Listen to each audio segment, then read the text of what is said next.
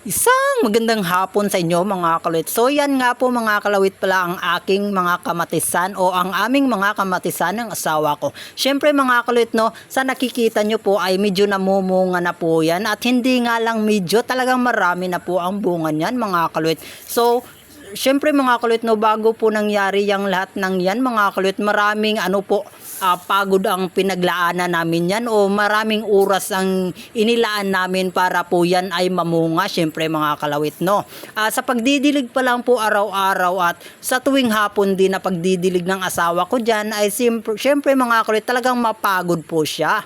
At yan nga po mga kalawit no, yan nga po yung naging dahilan kung bakit po ako'y naggawa ng sariling balon namin para mapagkunan po ng aming ipang didilig sa aming halamanan mga kalawit. At yan nga po ako mga kalawit na tinitignan ko po yung aming kamatisan o yung bunga ng kamatis mga kalawit. Talagang chinicheck ko po siya kung may damage po mga kalawit.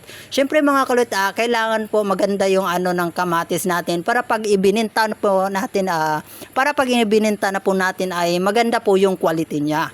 So yan mga kalawit, at syempre mga kalawit no, hindi lang kamatisan ang nandyan mga kalawit, pati yung mga sili namin tulad ng atsal o yung labuyo mga kalawit no.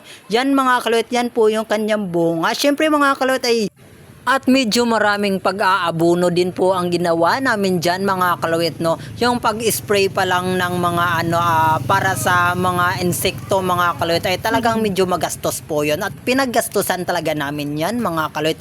So hanggang dito na lang po muna mga kalawit. Babush, I love you. Mwah! Thank you for watching.